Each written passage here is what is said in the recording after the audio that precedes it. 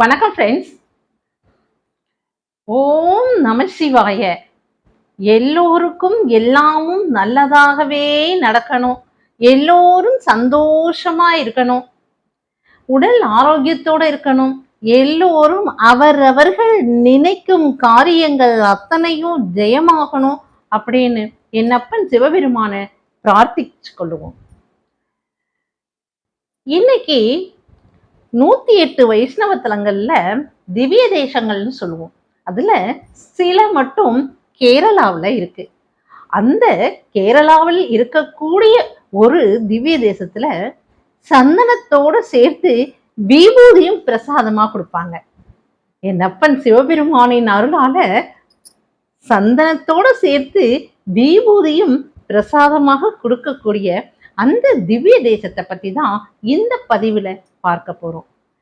எல்லாமே எல்லோருக்கும் நல்லதாகவே ஜெயமாகட்டும், வெற்றி அடையட்டும் என்ற பிரார்த்தனையோட தான் நம்ம ஆரம்பிச்சிருக்கோம். அப்படி வெற்றி கிடைக்கவும் குழந்தை பேருக்காகவும் தான் இந்த கோவிலுக்கு கேரளாக்கு சென்று தன்னுடைய பிரார்த்தனைகளை நிறைவேற்றுறாங்க ஃப்ரெண்ட்ஸ். அப்படிப்பட்ட வெற்றி கிடைக்க நம்ம தேவையான அந்த அன்பையும் பரிசத்தையும் அருளையும் வழங்கக்கூடிய பெருமாள் அருளக்கூடிய திவ்ய தேசத்தை நாம இன்று கண்டு கழிக்க போறோம். விபூதியை தரக்கூடிய பிரசாதமாக தரக்கூடிய அந்த திவ்ய தேசத்தை நாம பார்ப்பதற்கு முன்னால ஜெயகௌரி ஜோதிடாலயம் சேனலை நீங்க முதல் முறையா பார்க்குறவங்களா இருந்தா சப்ஸ்கிரைப் பண்ணுங்க, அப்படியே பெல் ஐக்கானை கிளிக் பண்ணுங்க, லைக் பண்ணுங்க, ஷேர் பண்ணுங்க ஃப்ரெண்ட்ஸ். அதே போல ஓம் நம சிவாய அப்படின்னு கமெண்ட் பண்ணுங்க ஃப்ரெண்ட்ஸ். வாங்க ஃப்ரெண்ட்ஸ், கேரளாவுக்கு போய் நம்ம அந்த திவ்ய தேசத்தை, உன்னதமான திவ்ய தேசத்தை தரிசிப்போம். வாங்க.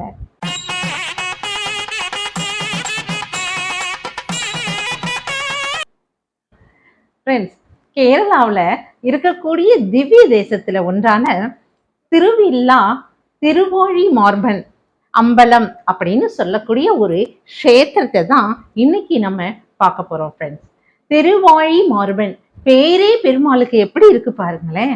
அதுதான் தன்னுடைய பக்திக்கு திருவாகிய மகாலட்சுமியே தன்னுடைய மார்பில் இருந்ததை காட்டி அவருக்கு அருளினால மகாலட்சுமியின் அருள் அவங்களுக்கு கிடைக்கட்டும்னு சொல்லிட்டு தன்னுடைய மார்பில் உள்ள மகாலட்சுமி அதாவது திருவை பக்தைக்கு காட்டி அருள் செய்ததுனால அவருக்கு பேரு திருவாழி மார்பன் அப்படின்னு பெயராம். பெயர் காரணம் எப்படி இருக்கு பாத்தீங்களா?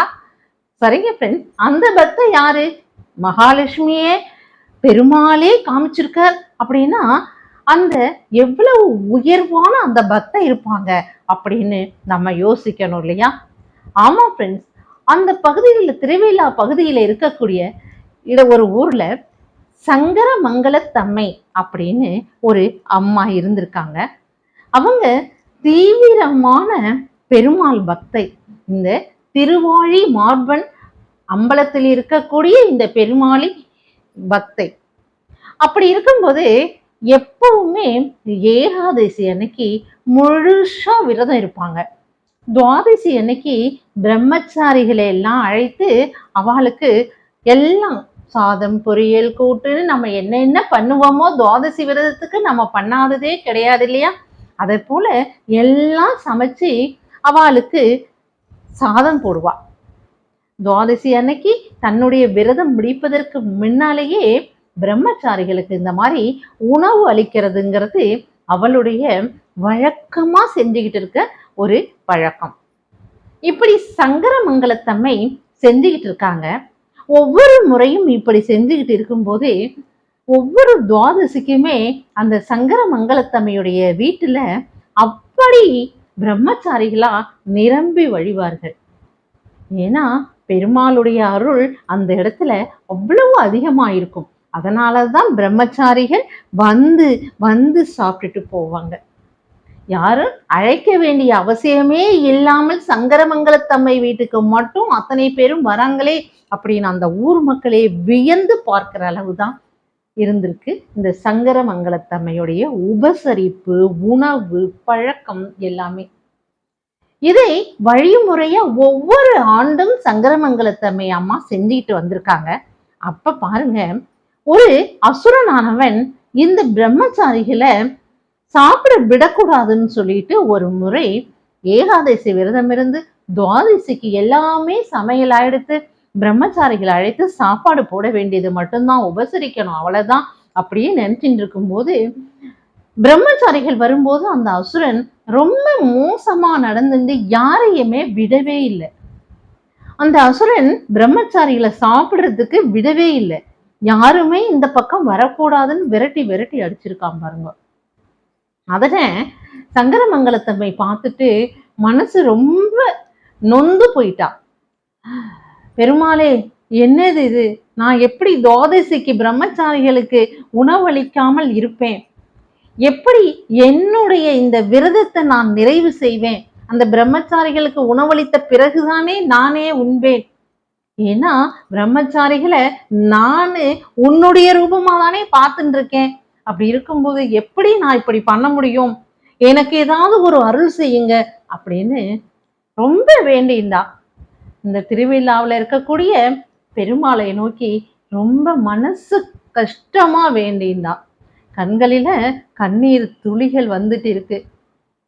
பெருமாள் இதெல்லாம் பார்த்துட்டு இருப்பாரா? தன்னுடைய பக்தையான சங்கரமங்கலத்தம்மையுடைய துவாதசி விரதத்துல டிஸ்டர்ப் பண்ண அந்த அசுரனை பார்த்துட்டு சும்மா இருப்பாரா?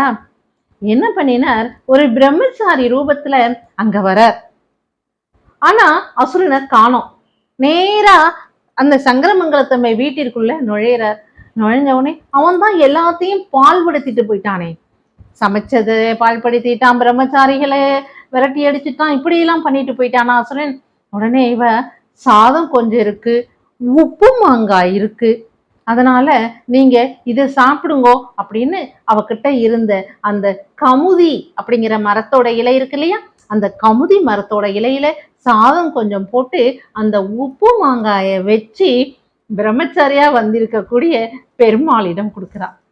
பக்தையுடைய அன்போட காதலோட அவரும் அழகா வாங்கி சாப்பிட்டுட்டார். சாப்பிட்டு முடித்த கையோட அந்த அசுரன் வந்துட்டான். யார் இது உள்ள இருக்கிறது அப்படின்னு சொல்லிட்டு, இந்த இடத்துல எந்த பிரம்மச்சாரியும் சாப்பிடக்கூடாது, உணவருந்த கூடாதுன்னு தானே நான் இவ்வளவு பண்ணிட்டு இருக்கேன். அப்படி இருக்கும்போது நீ யாரு அப்படின்னு சொல்லி பெருமாளையே எதிர்த்துண்டு அவரை ஒரு பிரம்மச்சாரியை நினைச்சுண்டு இவன் அழிக்க போறான். உடனே அவர் என்ன பண்ணார்? என்னுடைய பக்தையை நீ இவ்வளவு கஷ்டப்படுத்திட்ட, வந்த பிரம்மச்சாரிகள் அத்தனை பேரையும் நீ இவ்வளவு கஷ்டப்படுத்திருக்கேன்னு சொல்லிட்டு தன்னுடைய சக்கர ஆயுதத்தை ஏவி அவனை அழிச்சுட்டார்.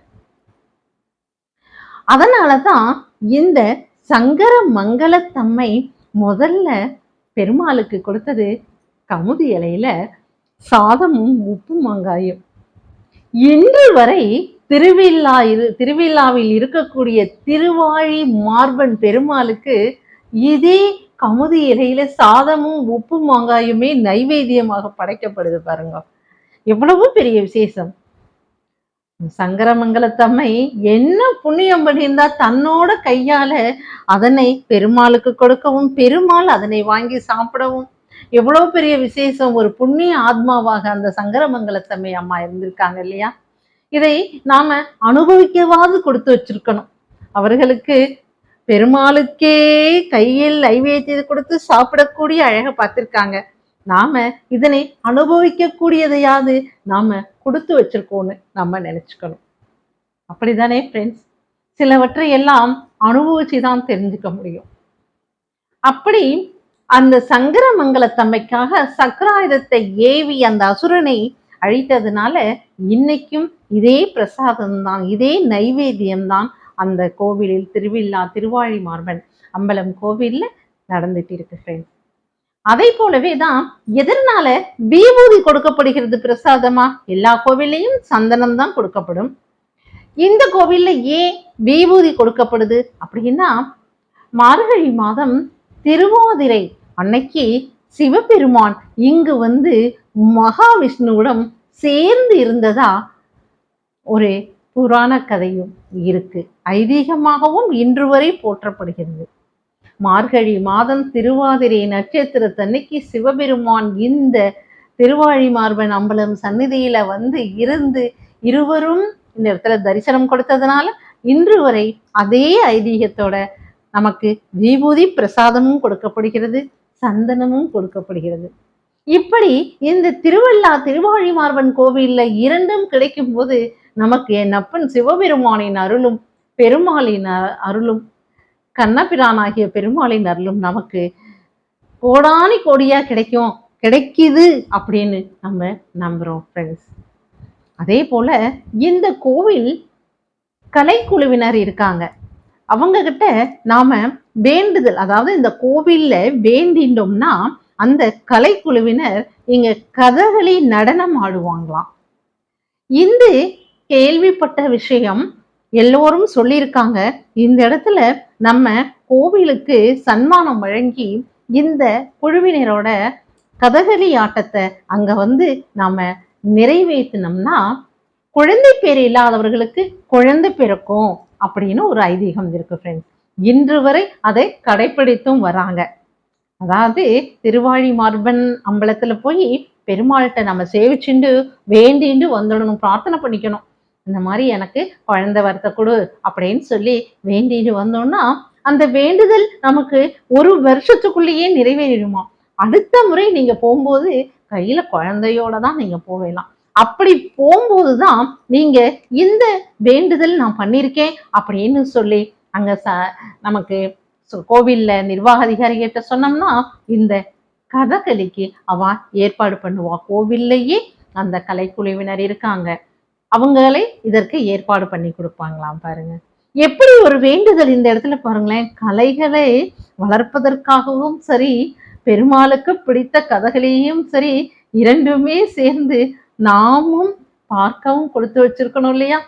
அப்படிப்பட்ட ஒரு வேண்டுதல் இந்த திவ்ய தேசத்துல மட்டும்தான் இருக்குங்கிறதையும் நாம தெரிஞ்சுட்டோம் ஃப்ரெண்ட்ஸ். ரொம்ப சந்தோஷமா இருந்தது இந்த திருவாழி மார்பனுடைய அருள்.